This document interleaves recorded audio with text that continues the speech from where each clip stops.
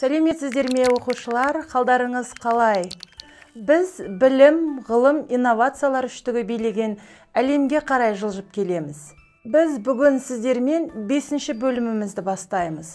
Бөлімнің атауы білім, ғылым, инновация, тілдік жүйе және норма деп аталады.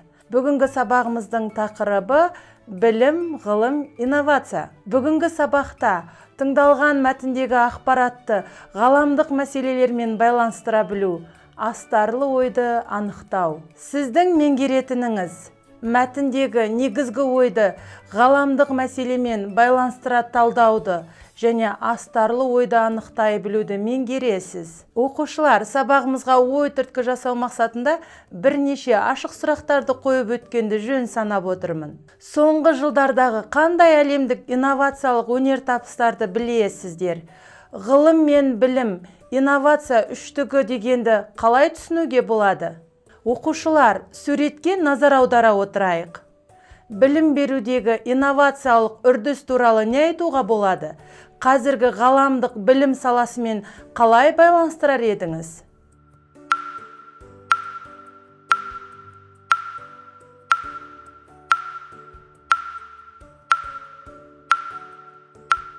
Оқушылар, жоғарыда ұсынылған сұрақтардың жауабын білу үшін мәтінді менімен бірге мұқият оқи отырып, негізгі ойды білдіріп тұрған сөздер мен сөз тіркестер қатарын тізбектеп алуды ұсынамын.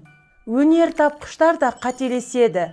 Алғашында инновациялық болып көрінген идея іс жүзінде өз нәтижесін бермей жататын, немесе көзге түсе алмайтын жағдайлар жиі кездеседі. Осылайша көшбасшылар инвесторларды аралап, көлеңкеде қалып қояды. Елімізде инвесторлар мәдениеті қалыптаспағанын айта кеткен абзал. Инновацияны енгізу үшін күрес өнертапқыштың мойнына жүктеледі. Көптеген көшбасшы жобалар алғашқы кезеңде-ақ жоғалу қаупінде тұрады. Яғни, мұндай жағдайлар нарықты толық зерттемегендіктерін орын алады. Кейде өнімнің сырт пішінінің тартымдылығы қорларды, инвесторларды тартуға кедергі жасайды. Сондықтан тіпті өнімнің дизайнынан бастап, оның жұмыс істеу реттілігі толығымен қалыптасу керек ақ. Отандық IT саласында дұрыс жасалмаған дизайн мен қолданушылар үшін қолайсыз пішін салдарынан қаншама инновациялық шешімдер нарыққа ене алмай қалды. Сонымен бірге ол білімді де білікті мамандардан топ құрып, өнімін өндіріске өндіру жолында алдына жан салмайтын басқарушы бола білу керек. Елімізде әлі күнге дейін инвестиция мәдениеті қалыптаспай келе жатқаны ащы шындық. Анығы сол, бәсекелестікті күшейту қажет. Сонда ғана бүгінгі заман сұранысына сәйкес уақыт талабына жауап беретін жаңа өнім пайда болады. Оқушылар, сабағымызды ары қарай тәжірибелік тапсырмамен жалғастырамыз.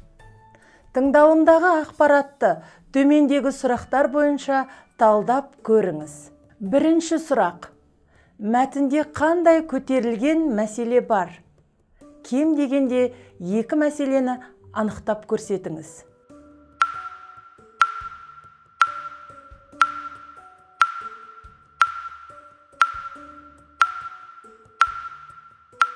Екінші сұрақ. Көтерілген мәселені шешудің бірнеше жолын ұсыныңыз. Кем дегенде екі ұсыныс.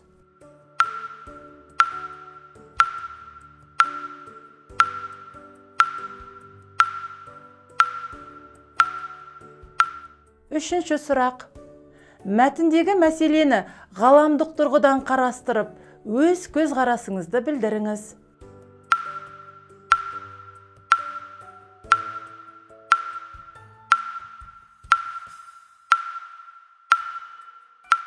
Төртінші сұрақ. Мәтіндегі астарлы ойды ғылым мен білім саласымен қалай байланыстырар едіңіздер?